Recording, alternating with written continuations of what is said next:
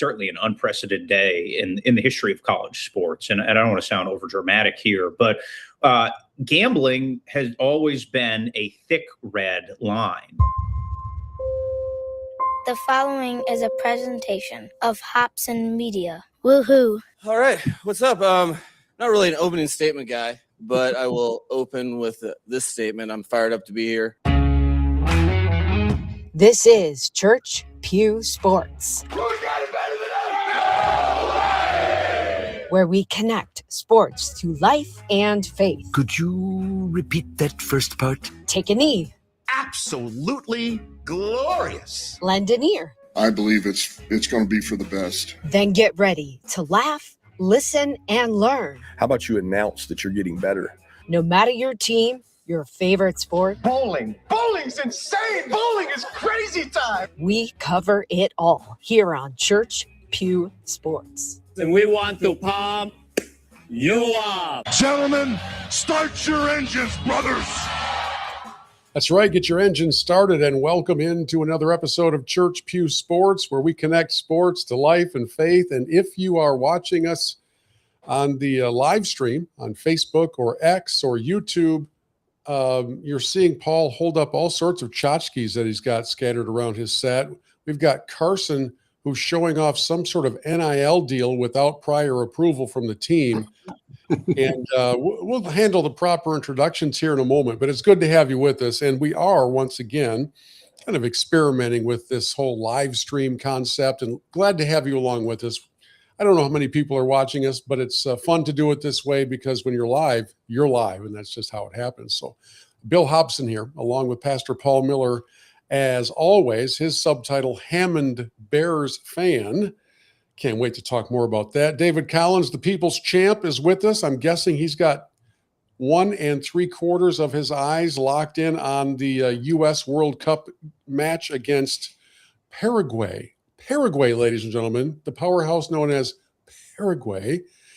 And we bring in our resident soccer head and world's best friend, Carson Greenhaw, to be kind of the football representative of this conversation. So, Paul, I think we have established kind of a new precedent of starting with kind of the bigger headlines of the week before we dive into our major topics, which tonight will be the Sorsby Saga and the World Cup. So which headline do you want to start with? I think I want to talk about the fact that the Spurs blew a 29-point lead and lost to the Knicks. This is how it's intent time, but I don't. That's all I need to say is that happened, and then I just need to ask you guys why. Yeah, this is how it sounded at crunch time after the lead was blown, and the Knicks, with inside of 10 seconds left, needed something. Brunson gets it, fires up a three. Shot no good. The tip, it's gone. It's gone. It's gone with 1.2 remaining. Knicks take the lead. OG Anunoby, and it's 107-106. This is unreal. David, you were watching this whole thing unfold. At which point in the comeback run did you start to think, I think I'll keep this game on my screen for a while longer? Yeah, it was. I turned it off, moved on to other things, and all of a sudden I go look in the third. I'm like, they're coming back. They're still down 20 in the fourth.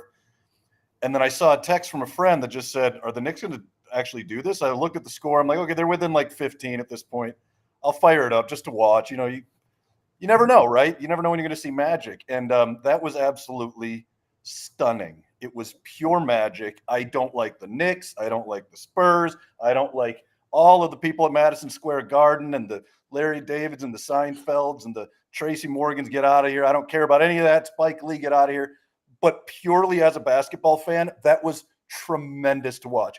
OG Anunoby has now cemented himself in New York lore. If they pull this off, think about it. If they lose Game 7, we won't remember that.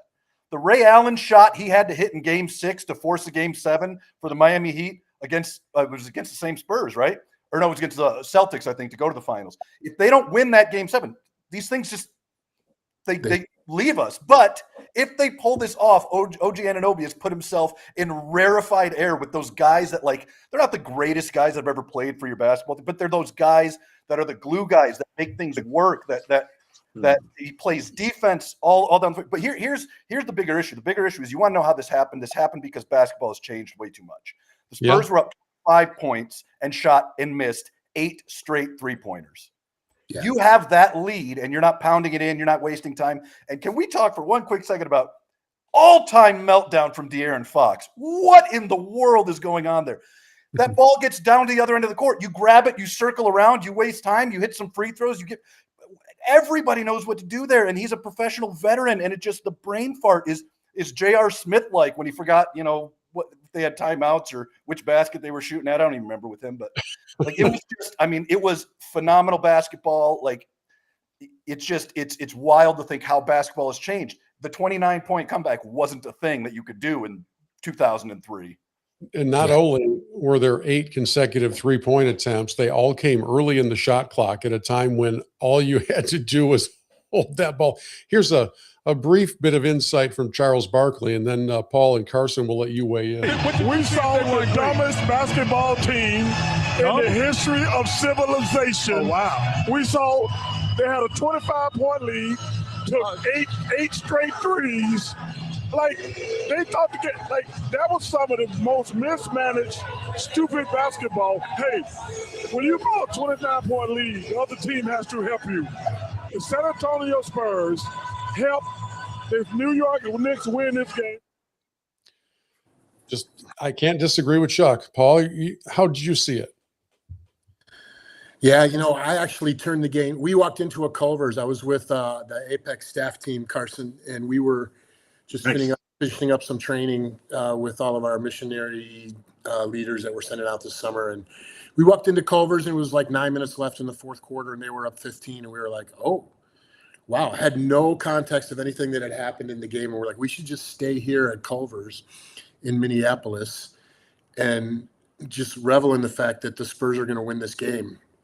And then as the clock ticked away, the Culver's got more crowded. People got more and more interested in watching the game. Minnesota T-Wolves fans got more and more frustrated with the fact that the Knicks were coming back, because they hate the Knicks because Karl Anthony Towns is now a player, and he never was when he was in Minneapolis. And so I don't know, man. I think what David said is spot on. The game has changed. And if you're going to live by the 3, you're going to die by the 3. And that's what we saw happen in that game. Yeah. And why do you try to live by it when you're up 30? You live by it when you're red hot at the beginning of the game, and you come out and you put this flood of offense against the Knicks. They are on their heels. You're pummeling them at halftime. It's not even a game. And then at some point, and this is why if I'm analyzing all of this, I'm coming back to the coaching. I'm wondering if everybody on the team is young, so is the coach. And does nobody hear Popovich's voice in their head going, guys, they have to chase us down. Why are we making it easy for them to do this? Yeah. Let's stop jacking up threes, especially when they've gone ice cold in the second half. And listen, I understand the irritation and the flooding of celebrity sightings on the front row, but I have to say one of the funniest tweets that I saw come out in a very long time was post-game, and Jerry Seinfeld and Larry David are standing there talking to each other, and whoever wrote it said, anybody could take the lead. It's holding the lead that's important. And it just, for anybody who loves Seinfeld, you got the instant callback to the classic rental car episode. And that was well done. But you're right, David. It's just too much. And by the way, Carson, I'm going to ask you this question. They were talking about how the ticket prices for the front row and like on the floor, on the wood, were over $200,000 a piece. Yeah. New York has very strict, hang on, let me use my air quotes, strict scalping laws. What am I missing? This wasn't the Knicks setting that price. That was people selling their tickets for 10 grand and 20 grand and on up. Carson, I think, have to forfeit that game because of a violation of the law. Your thoughts? I wish we had our Church Pew sports lawyer on here to talk about the legalities of it, but the rich get richer. Nobody, I mean, you cannot prosecute Taylor Swift, okay? Like America's sweetheart. Like there would be anarchy in the streets. Like I don't know if you saw about the video of Spurs fan walking, out like you do anything to her, it's game over. So I don't have much legal advice to give in this outside of I will channel my inner Brian Sharp. Okay, Brian Sharp, who said this is how Knicks have been winning games all year. They've stayed in it. They've been coming in it. And I like Charles Barkley's quote, right? Like it takes two to tango in this scenario, but the Knicks are a team that grinded out. # Brian Sharp. So that's all I've got. Thanks, by the way, to John Fitzsimmons for chatting in. Good evening. He says, just dropping in saying hello and go USA. So we love it when people are watching the live stream and then they drop in a chat with us as well. A 30-point blown lead. And David, you said if this gets to game 7 and somehow the Spurs win the series, nobody's going to remember this.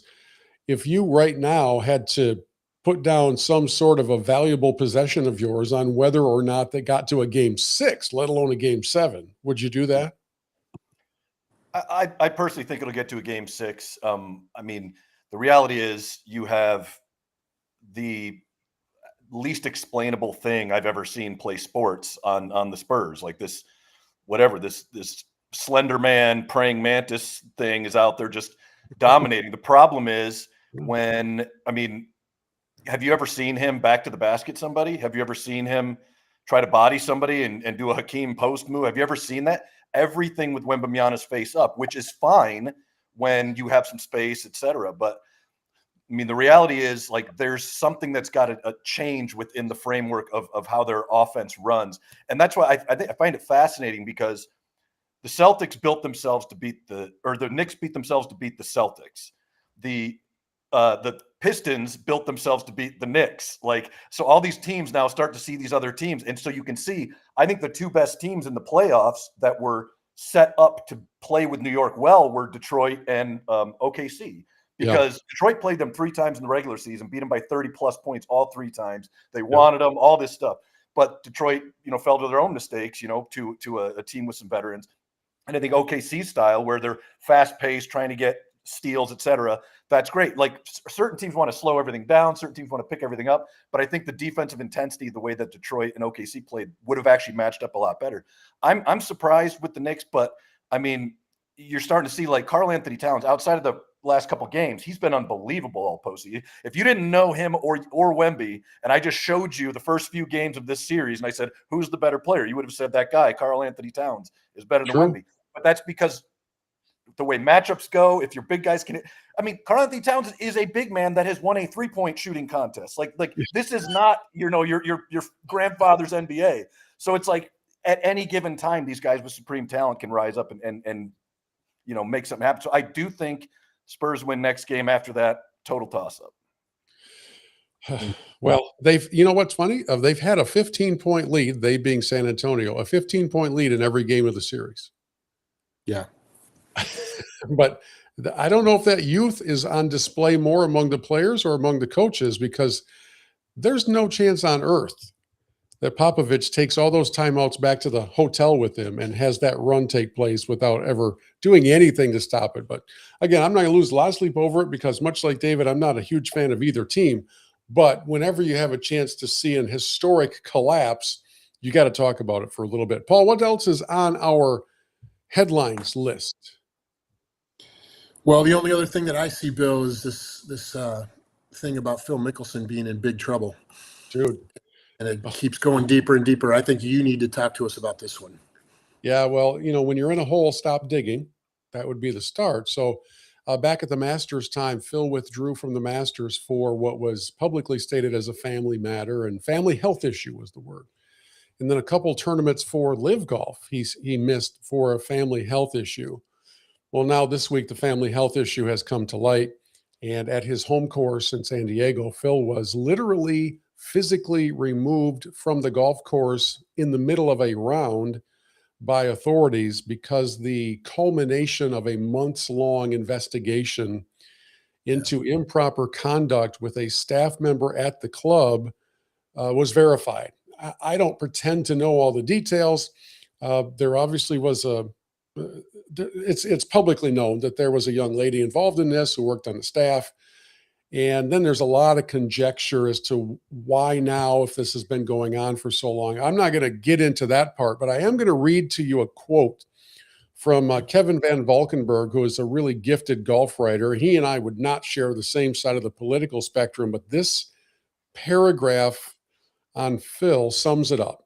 Over the last 5 years, Mickelson has squandered more goodwill than any athlete since O.J. Simpson. He has taken his reputation and traded it in for something sinister. He's now a 55-year-old man who is clearly scared to grow old, spends most of his time complaining and raging against the inevitable realization that there are not many paydays or ovations left to comfort him as he drifts through the autumn of his life. The league he helped found, Live Golf, has failed. The league that made him famous, the PGA Tour, wants nothing to do with him. He is soon to be a man adrift in more ways than one. That's a powerful paragraph, and I can't argue with any of it. It's very sad, but it is one of the sports headlines of the week because Phil really was this generation's, on a popularity scale, he was Arnold Palmer. And instead, he's now coming off more like, well, he's coming off poorly. Let me not throw another name in there for the sake of, because David, I think, knows one of the many possibilities of where I could go with that. So I won't.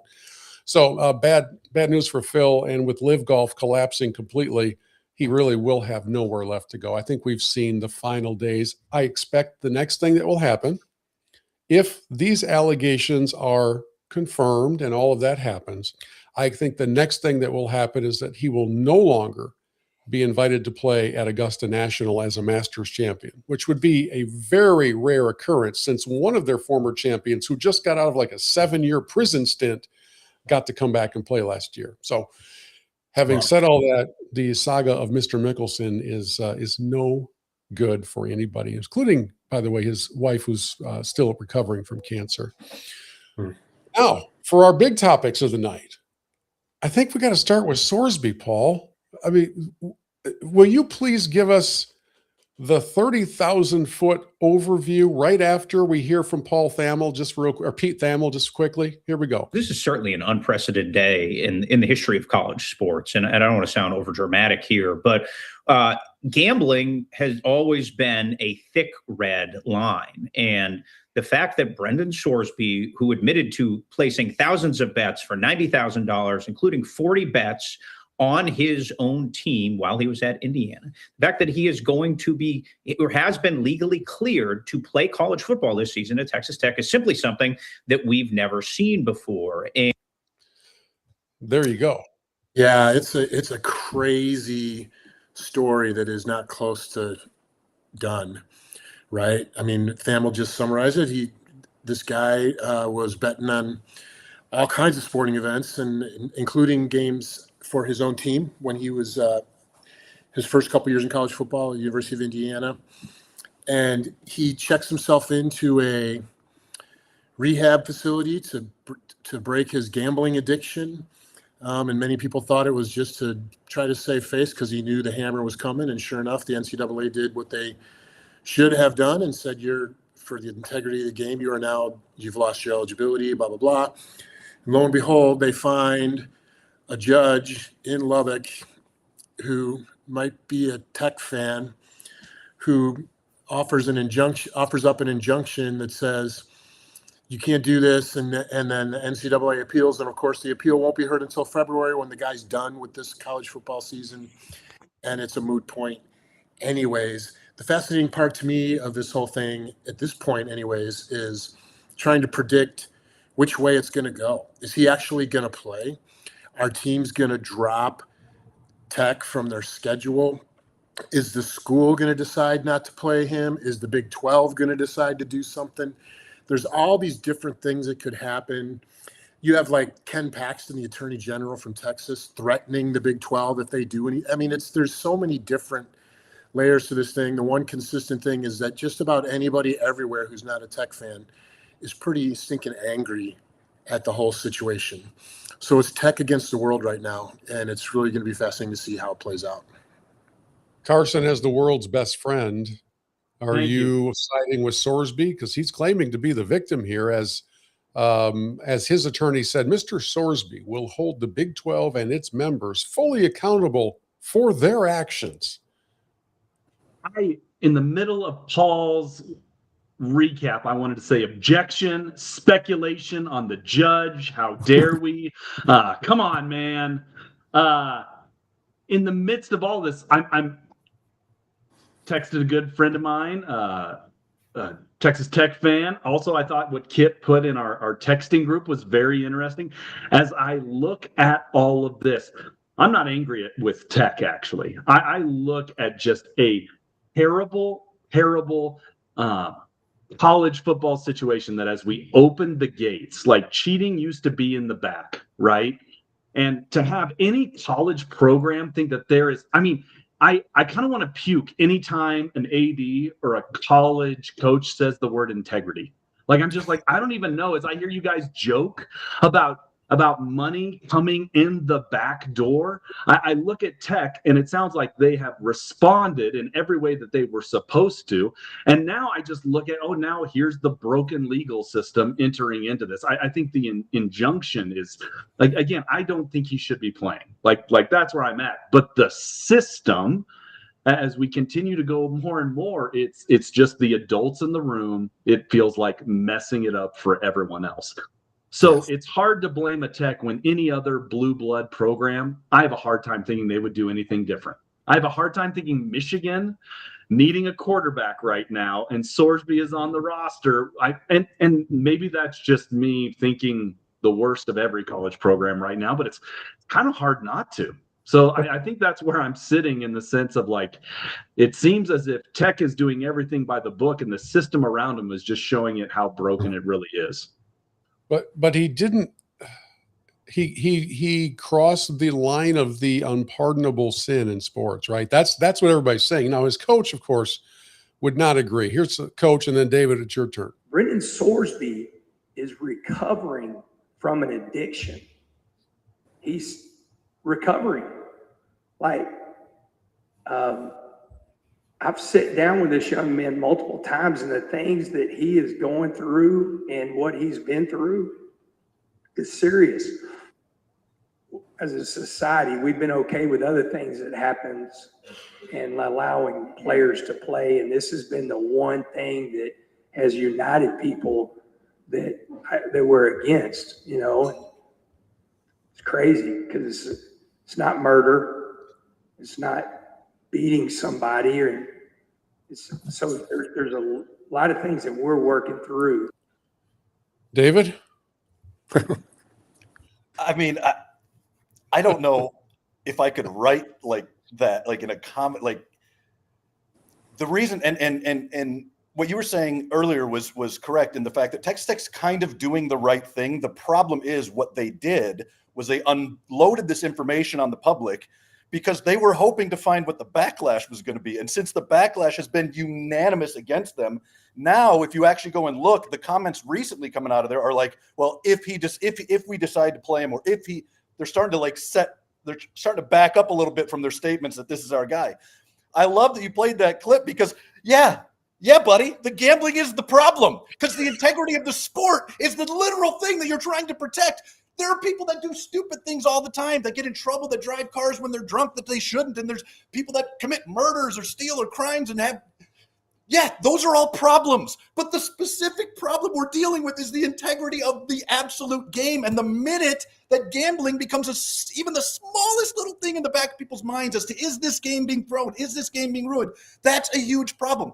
There is no way Sorsby plays for them this year. If he does, I would be shocked. And even if you go and look, all the people that intervened for him, all these other politicians and business leaders and all these things, every single one of them that got the appeal from the Texas Tech judge, all were Texas Tech alum, every one of them. So it's like they went out of their way to try to make this happen, thinking people wouldn't care. And the minute people started really caring, they backed up and went like, "Whoa, he's not murdering anybody." It's like, whoa. It's like, Yeah, okay, sure, a lot of things aren't murder, but keep it in context of what we're talking about, you idiot. Sorry. He just hit the wall and cut it right off. Okay, so I'm looking at on my iPad here a full page letter from the athletic director Kirby Hocutt at Texas Tech. I'm not going to read the whole thing, but this is his defense of all of it, and he starts with, "I watched the reaction to Monday's court ruling with great respect from my colleagues across college athletics. Many of them are people I admire, but I also owe it to Texas Tech and frankly to the truth to offer a few facts that seem to be getting lost in the noise. Brendan Sorsby has not played a single down of football as a Red Raider. He will miss the first 2 games of the 26th season under the terms of the court's ruling.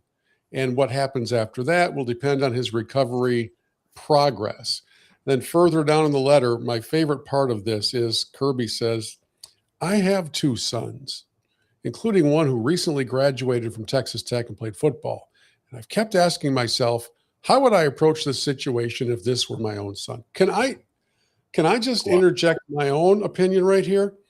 Could we just say, perhaps throughout all of collegiate sports, that we can no longer allow gaming advertising in every broadcast, surrounding every timeout and in everything that we do? I'm not here to defend the kid, but we have basically taken a kid who is immersed in a culture of gambling and said, do not do the very thing that's paying the bills to keep these lights on and allow us to pay you the $5 million a year that you're getting in NIL money. Don't do that. It's mind-blowing to me how disconnected reality is from revenue. But I think you're missing the point, Bill. If he just would have gotten a translator and blamed it all on the translator, it would have gone completely. No one would even care about it anymore. The problem was he decided to admit he had a problem. Guys, stop admitting you have problems, all right? Then everything will go fine. We'll blame it on a translator. Somewhere, if you believe in concepts like rolling over in one's grave, Pete Rose is going, hey, wait a minute. Where are my judges? So, Paul, where do you think this goes? Made for this generation. Yes, he was. Yeah, I think David's right. I don't think there's any way this guy plays. I don't think they're paying him $5 million. Well, I think he's going to get his money, but I don't think he's going to play. And I think that's really helpful. That's really a great scenario to help his recovery from his $5 million and nothing to do. His addiction, right? I was looking for the quote. I saw it on Twitter today, where I think it was one of the lawyers said, if this was LSU, nobody would have cared because they would expect something like this from Lane Kiffin. But because it's Tech, everybody's in an uproar because they don't want to play us with Brendan Sorsby as our QB. I'm like, really? That's where we're going to go? We're going to try to drag Lane Kiffin into the conversation and say, kind of what he's insinuating there is, there's all kinds of scandals and cheating going on everywhere else, but because it's Tech and we're so great, nobody wants to see Sorsby under center for us. And it's not like he murdered anyone. No, he didn't beat anybody. Can any of the three of you think of another issue in the last 20 years that has had the entire college athletic world agree that it's got to be fixed, that it's wrong? I mean, you can almost always find things that 75% agree on, then the SEC doesn't because it's not in their best interest or whatever. Right. But in this case, the voices of condemnation are coming from inside the house. It is everybody in the Big 12. It is everybody in the SEC, everybody in the Big 10, everybody everywhere, to the point where they're threatening to not play Tech. And then, of course, Tech decides, oh, my word, Don Cannon, the late, great Michigan athletic director who was responsible for the construction of the big house and had that vision back then, had a mantra: never make a one-day story into a 2-week story. Well, Tech, having seen that statement, decided to double down on it and make it probably a 3-month story by bringing together all of the upper brass of the university to sit in a kind of a panel discussion video that was, I think it was 29 minutes long. I didn't watch but 2 minutes of it.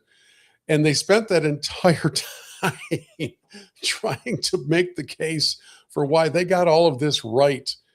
And it did not help anything. And every once in a while, you just kind of wish that some of these super bright people would reach out to somebody who's maybe dumb, like one of us, and go, what do you think we should do here?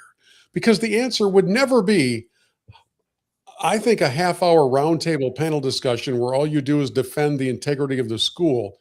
I think that's the way to go. You talk about backfire. That's just absolutely, absolutely crazy. Okay, so let me ask a football question in this whole conversation about this. If Sorsby ends up not being eligible to play and he goes in the supplemental draft, what are his prospects as a pro quarterback? What do you guys think? I mean, I think at best right now, I mean, one of the reasons he's doing what he's doing is because he's trying to elevate his draft stock. I think at this point, talent-wise, the numbers he's put out there, I mean, you could take him in the 5th, 6th round as like a project. But I mean, until he puts down some serious tape this year's, especially because this is a good quarterback class coming out. So, I mean, I just don't see – I don't honestly know what benefits him to play, to not play. It's a really weird situation. Am I the only one cynical enough to believe that if Texas Tech hadn't already invested $5 million in NIL money in this guy, he would be gone yesterday from this program? Probably. Yep. I mean, what for a guy who's never played a down for you, you would clearly have the grounds to say, turns out we have some personal issues we're just not in agreement with for the betterment of the program. By the way, they theoretically have a locker room full of young men who are wondering what's going on in this double standard world. Yeah. Jamison Williams, David, what was his first suspension crime? I know there was more and there's probably more to come, but what was his first suspension for? The first one I think was for apparently he placed a bet on something like in a team facility building. Like it wasn't even on property. It was on he could be sitting in his car and doing it. It's on the property, and they were able to ID his, where he was when he placed the bet. And so that cost him 6 games, right? Yes, it cost him 6 games because he was on the property. This kid's in the locker room placing bets on the team he's playing for. And a judge goes, halftime? Pretty good with that. Yes. And a judge says, you know what? He's okay. It's just part of his recovery process. Hey, Grayson, right? Why now? Like, that's the other aspect to all of this. Like, it's like, where was this coming out at Indiana or Cincinnati? Yeah, like, it's only coming out because he got caught. That's like someone somewhere told him something, and he said, "I got to come clean at this point." And then it's everybody get on the defensive and see if you can somehow make everyone in America not mad at you all at the same time. Whoops, we failed. Well, you also wonder when these NIL deals are going to have these contract stipulations like the NFL. Right? No, you cannot go surfing. No, you cannot be on an ATV. Like, no, you cannot gamble, and that voids your deal. Like, you're speaking. I've said this how many times. The biggest problem with this is that none of us know the language on any of these NIL contracts. There's no template. Like, we're all just guessing. So I have no idea, like, what is or what clause. Like, do you have to behave a certain way? We don't have any idea. Every school could be doing their own thing. Just who has. The schools that have worse lawyers are going to be the ones we find out about in about 6 years. Yeah, you're not wrong. All right, that's enough of Sorsby. Let's move on because as we speak, I believe the United States has 3 goals on the board against Paraguay, which for some teams is a month's worth of offense. And as we enter into the World Cup, and Carson holds up a jersey for I don't know what nation. Paraguay. What? Paraguay. It's for Paraguay. Why do you have a Paraguay jersey or flag? My first ever soccer game, my brother was a missionary in Paraguay. They're playing a World Cup qualifier, and he's like, we got to go. And so small town Hillsboro, Kansas kid 16 years old, goes to his first live major sporting event, okay, in another country. And it'll be an experience I will never forget. It's why I became a soccer fan at age 16, even though I had zero access to it. And it's why Paraguay is my second team. Like, I'm rooting for the U.S., but I want Paraguay to be number 2 in this group. You had zero access to soccer because... Small town, no internet, right? Like small town, you have basic sports. You're going to have cross country, you're going to have football, but yeah, nobody played soccer. It was still the day and age where it's like, if you're a man, you play football. If you're a sissy, you play soccer. Amen. So you were This is raised why I'm the world's best friend, David. No, you were raised correctly is what you're telling us. Okay. So Paul, we enter into this biggest sporting event in the history of the world, and it's everywhere. Earlier today, I want you guys to know, and I probably should get some sort of a ribbon or a trophy. I watched a good portion of the second half of the Canada versus Bosnia. It was in Toronto. Everything was bright red everywhere. It was electric. It was high energy. They're tied at 1. And I start texting Paul, what does overtime look like here in the World Cup? And he's like, no, it just ends in a tie. I'm like, you've got to be kidding me. What are we doing here? Yeah, Carson, you need to give all our listeners, Carson, a quick, our listeners quick, how does it work? What's the structure of this tournament? So this shows how many soccer fans Paul and Bill have if I have to be the guy to explain this, okay? Like, we're scraping the barrel. But what it is they've expanded it to 64 teams. And so what that turns out is you have groups of 4. The top 2 go through. And then what it'll be is it'll be 8 of the third place teams will then make it out. From there, Bill, then you will be no more, it's tournament style, no more overtime. But in group play, 3 points for a win, 1 point for a draw, 0 points for a loss.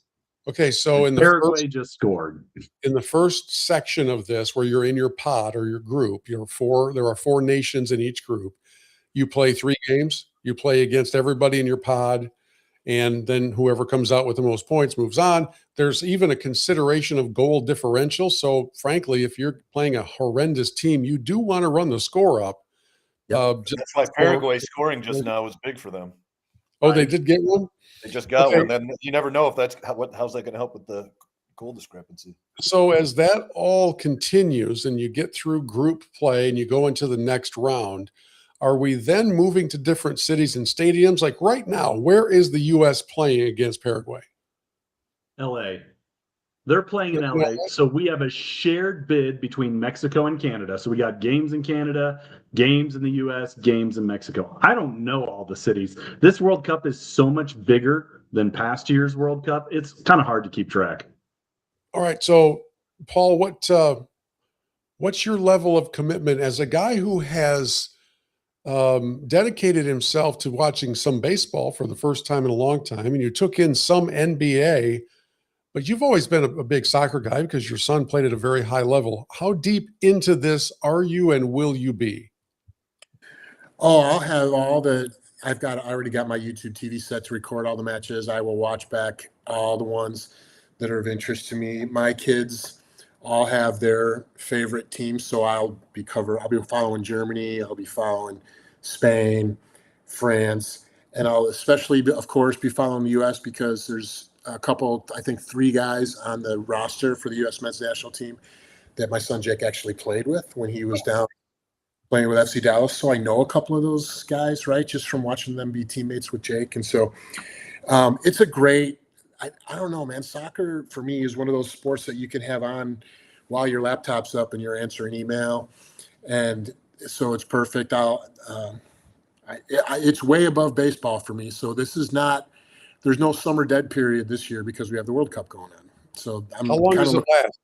Does this thing go into late July? I don't know how long this thing stretches. 6 weeks, I think, something like that. I don't know with the bigger format. Yeah. But this is, I'm like Paul, you guys like this, your March Madness every year.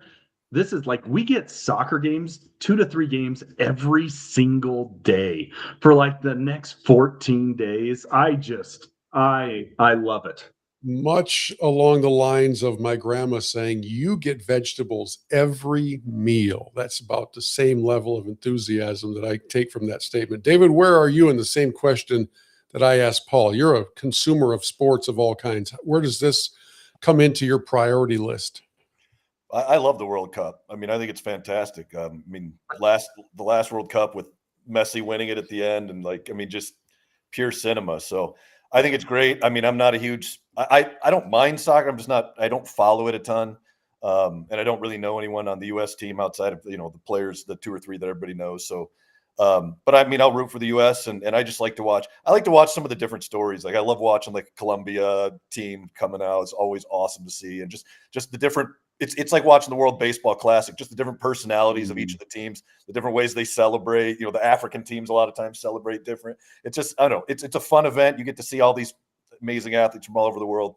Why not get into it? I mean, Does it rub you the wrong way at all, David, that during the broadcasts, which are run by FIFA, even though they're on Fox, that in between, like for transitions, they always just use the FIFA logo and they just fly it right at your face? And knowing your love of FIFA as, I believe, your top 3 most corrupt organizations on the planet, does that kind of just slap you along upside the head like a cold fish? Just bam, just FIFA every time there's a camera change or a replay?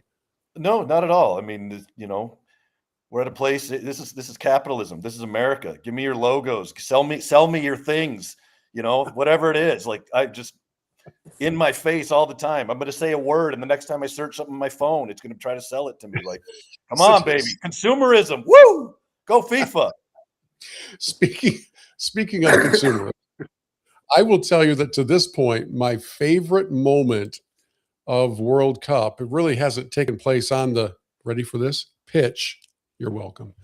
It's taken place in the cultural introduction of so many European fans to things that we do in America that they have not experienced yet, including these 2 guys who are in Texas. I don't know, are they doing this at Jerry's World? I don't know where they're playing the matches in Texas, but these 2 guys experienced for the first time ever Texas barbecue. Take a listen. Whoa. I know you're from where you're from. We're foreign. Well, we don't know what we're doing. Stop with the knife. No, you don't need a knife? No, you pull it apart with your hand. And listen, hold up. And you take your fingers and you lift that up and you eat it. Okay. Not with a fork. Okay. Absolutely. Okay. Sorry. Enjoy holding your food and eating it like that. I love eating with hands. Okay. All right. Thank you so much. Yes. Okay. No. I'm sorry I let it get that far. No. Our mistake. Our mistake completely. We're not used to meat being soft enough to just rip it apart without a knife. Okay. That's not normal. Right, cheers. Cheers. The best ribs in America. Here they go. My gosh. First bites ever of barbecue. It is the most succulent meat with the most beautiful glaze. Can you see how cleanly that's come off the bone?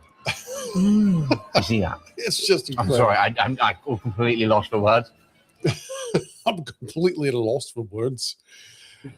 That's my favorite moment so far. So good stuff. That's and awesome. Apparently we have plenty of time in the weeks ahead to continue talking about World Cup. So we will do so. Meanwhile, let's move on to Holy Discontent.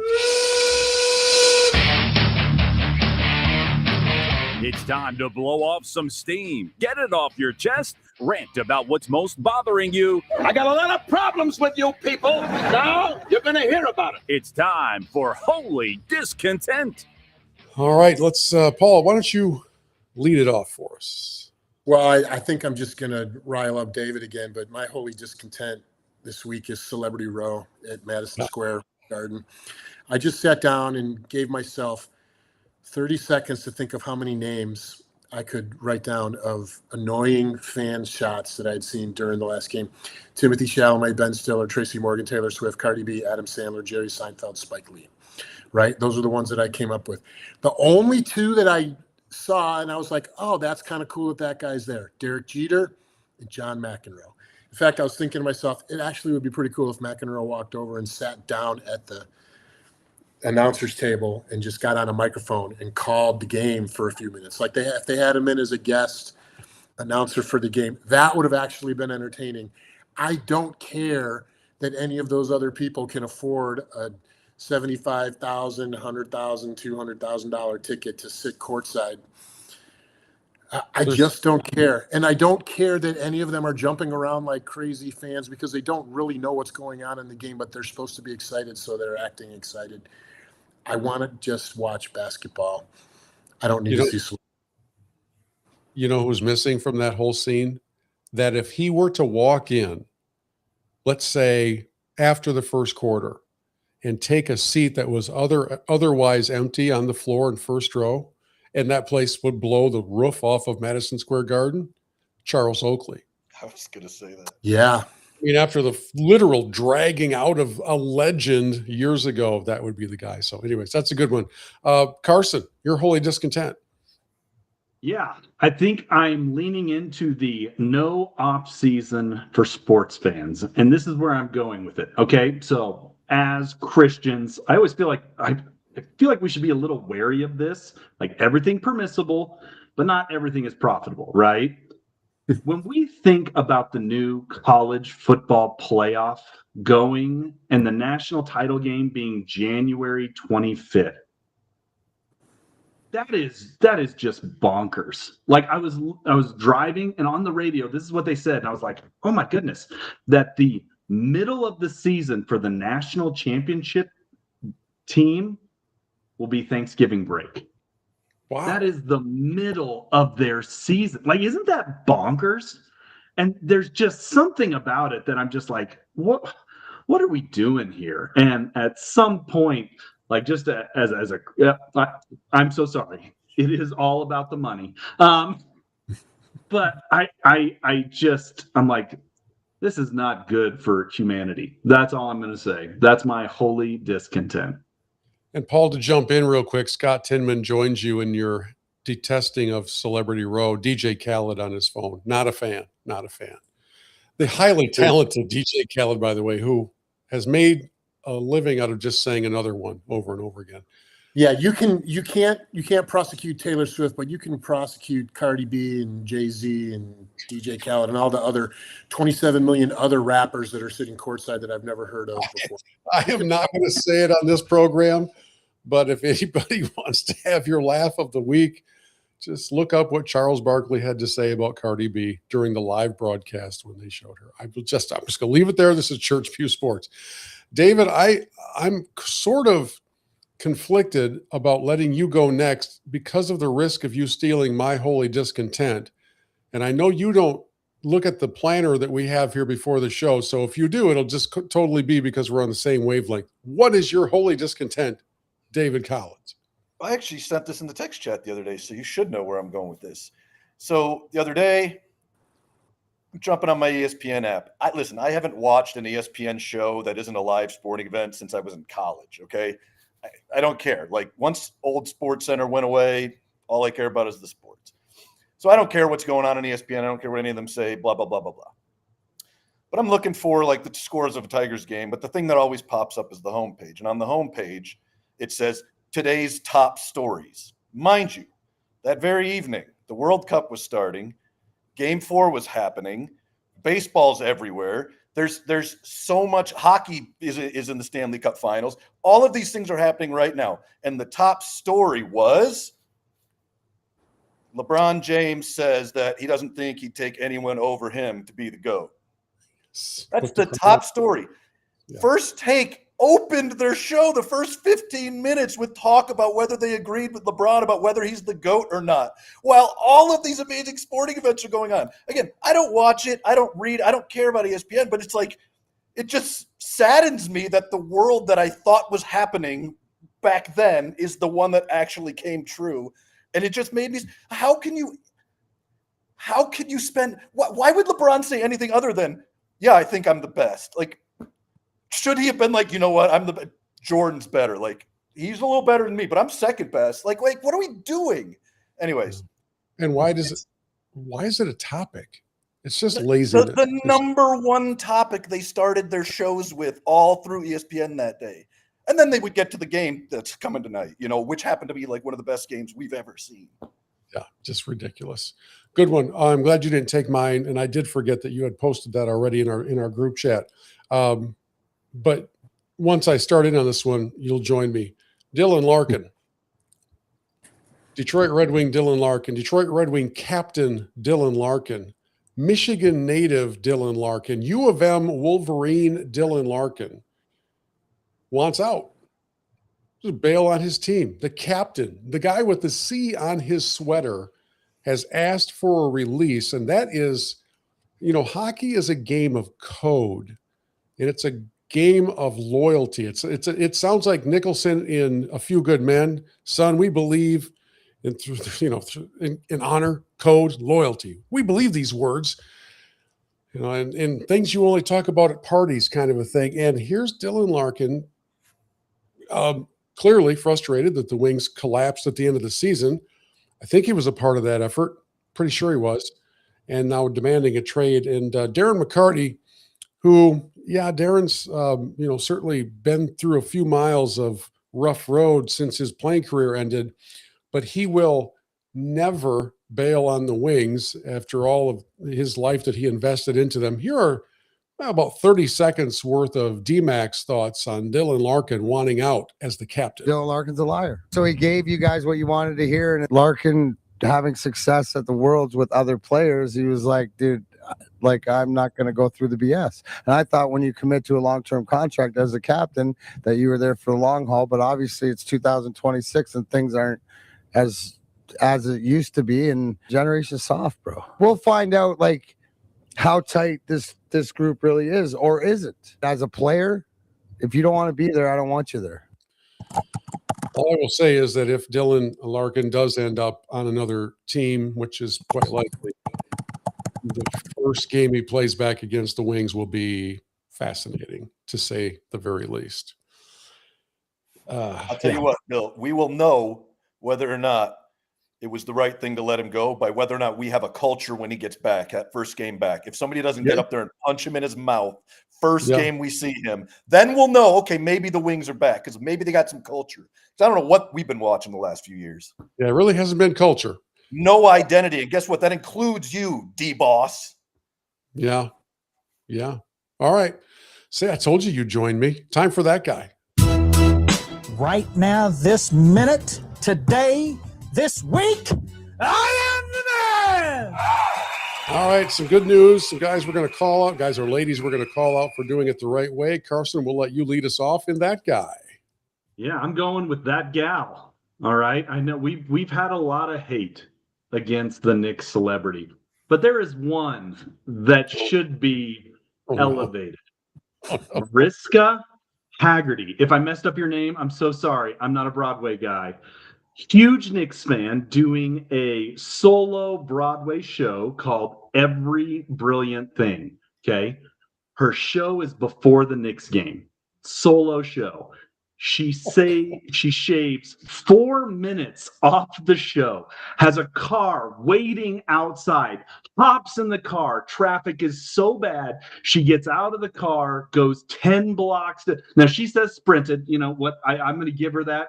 However, she went 10 blocks and made it there right for tip off. And so I'm just like, what a beautiful, yes, celebrities. Yes. Huge, but here is a person that's like, oh, you've been in this for a bit. This wasn't just a side hobby. The Knicks are good now, and I just thought that was a fun story from one of the Knicks celebs. That man got a highlight. Give her some props. Great job. You were one sentence into that, and I thought you were going Taylor Swift. David, you're that guy. That guy, and he's just going to remain that guy until he's not that guy. Kevin McGonigal of the Detroit Tigers, might be the best baseball player in the history of the game. The only reason he doesn't pitch like Shohei is because no one's asked him to. He could, and he'd be great at it. He's a legend, and I just love him. And so he's that guy. He may wear number 7 on the field, but he is number 1 in my heart. Love it.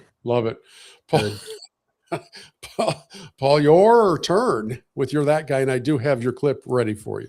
All right, so my that guy this week is Dr. J, because of an interaction he had with Charles Barkley when Charles was a young first year, like a rookie in the NBA, making all the money, buying all the things. And Charles here in this clip is recounting the advice he got from Dr. J. So take a listen. First was an idiot when I got my money. Yeah. I had like 3 or 4 cars. And Dr. J says, how many of those cars can you drive at the same time? I said, what do you mean? He says, how many of those cars you got to drive at the same time? I says, 1. He says, well, why you got 4? He said, Chuck, this money got to last you for the rest of your life. He says, this money got to last you the rest of your life. He says, son, don't waste all your money on cars. Everybody know who you are. Wow. He said, if you pull up in a Kia, they know, oh, that's Charles Barkley. You pull up in a Mercedes-Benz or a Rolls-Royce, that's Charles Barkley. But the problem is that money, it's not the fact that you can't afford that car. Right. It's the fact that $300,000 you spent on that Bentley, if you bought a car for $70,000, $80,000, you would have had $200,000 more in the bank, and it would have been growing and growing. And in 1 year, 3 years, 5 years, 20 years, that $200,000 is going to be worth a lot more. There you go. Sound financial planning from Dr. J to Sir Charles. I think it's awesome. The doctor. The doctor. I'm going to have my child. I'm so sorry. I'm going to have my child listen to that. He just opened his first savings and checking account. So be like, let's get some Charles Barkley financial advice, son. This would have been a really good day for your child to begin working at SpaceX. So my that guy, I've got 2 of them. One of them's really short. It won't take any time at all. The Boston Red Sox have a pitcher named Peyton Tolley. This happened over a week ago, but it was just hilarious because he committed a balk that ended up costing them the game. And, you know, at the end of the game, he was asked, like, what happened? How did you possibly commit this balk? I need you to hear his answer. It is so stinking good. I wish I could tell you. You know, I mean, there was no brain there. We're in a groove with the windup. Let's go back to it. You know, I haven't had a balk this year, so I thought this is the perfect time for it. I just thought that was great. He's like, no brain. My other that guy is really the entire Indiana legislature, because while they sit a few miles away and watch the city of Chicago government implode and the state of Illinois implode about their efforts to keep or not keep the Bears, the legislature in Indiana just keeps rolling out every possible piece of incentive that they can think of to get them to come over to Hammond, which I believe, if I've heard right, it's like 30 minutes from Soldier Field, but it is across the state line. A quick excerpt from this article written by House of Yogi. I don't know who this is. He says, Chicago isn't losing them to a bigger market or a better deal. The Bears decided they'd rather be a tenant in Indiana than deal with Illinois for 1 more year. Think about how badly you have to run a place for that to be the smart move. And he goes on to talk about how now Cook County will end up with 0 tax dollars because they tried to advance tax the Bears on stuff that they hadn't even done yet on a vacant lot in Arlington Heights and all that. And Paul, we send a lot of stuff around and we joke about you're listed as the Hammond Bears fan on your description here on the live stream. But this kind of thing, if it wasn't actually taking place before our very eyes, would be like ripped out of a Ted Lasso episode or something that's so satirical and fictional that it just wouldn't be believable. But in Illinois, everything goes. Everything's believable, and what a debacle. Yeah, I'm trying to decide which is a safer bet, that the Bears will actually move to Hammond or that Brendan Sorsby will play quarterback for the Texas Tech Red Raiders this year. Not sure where I want to put my money. But well, if I understand correctly, and we'll probably do an episode of a deeper dive on the Bears thing, but yeah, once it gets formulated a little bit more solidly. But even if they do decide to go to Hammond, Indiana, there's no stadium there, so we're a couple of years away, and we're going to have some awkward moments still at Soldier Field, which I'm guessing the maintenance quality of Soldier Field will be decreasing because they don't want to put any more money into it. And I cannot imagine what's going to be. Man. Well, as a Bears fan, I can tell you that the fan experience at Soldier Field is crap. It's terrible. That's what I've heard. So I get why they would want to do it. And actually, if everyone could get over the fact that they're moving across the state line, it's not that far. It's still going to – Hammond, Indiana still feels like the southern tip of Chicago, all those kind of things. So if we could just get over it, the actual fan experience, the parking, all the other entertainment district stuff that would go up around it. Soldier Field is the smallest stadium in the NFL. I could go on and on. Is it really? Wow. Yeah. So I will say the one time I went to Soldier Field, it was pretty electric, but it was like, cause it was snowing, like the big snowflakes. I was with my buddies that came up from Florida. We were in there and it just like, it was cold and wet and the snow was coming down and you felt like you were in Gotham City watching a game. Like that's what with the way it's structured and everything and built, it's like, I don't know. It was a really cool experience. And I'm sure if you're a regular fan there, it sucks, but for me to just pop in one time and catch a snow game, it was pretty sweet. You and I should go to some games together. Well, you better pick a city. We will we'll move on, round things out with our 3-minute message. Homer, I'd like you to remember Matthew 7:26, the foolish man who built his house on sand. And you remember Matthew 21:17. And he left them and went out of the city into Bethany, and he lodged there? Yeah. Think about it. Think about it. Okay, so we were calling this the Sorsby and World Cup episode, right? Like, which it kind of has been, but I was kind of struck by the amount of times that the topic of money popped into the conversation tonight. We're talking about Knicks ticket prices. We're talking about scalpers. We're talking about World Cup. Well, we didn't really talk about the crazy ticket prices for the World Cup this year. We're talking about Dylan Larkin demanding a trade. We're talking about the Indiana legislature trying to woo the Bears away from Chicago. We're talking Dr. J is giving financial advice to Sir Charles. And so I was like, yeah, this is a layup. The verse for tonight is the love of money is the root of all evil. But I got a different verse for us. So I don't really need to unpack it too much. I just found this great little soundbite from Ecclesiastes 5:10. Whoever loves money never has enough. Whoever loves money never has enough. So I just want to lay that out there for all of us to consider. Where in your life are you making decisions because you don't think you have enough money? And think twice. That's all I got to say. Well, we still have 2 minutes and 13 seconds to fill in the 3-minute message, but that's hey guys, thanks for chiming in with us tonight and for being part of the conversation. We are very much appreciative for all of you who are watching us on the YouTube channel or listening to us wherever podcasts are found. And just a reminder that you can catch us on Facebook, on X, on YouTube, and at churchpewsports.com. And we'll look forward to the conversation next time on Church Pew Sports.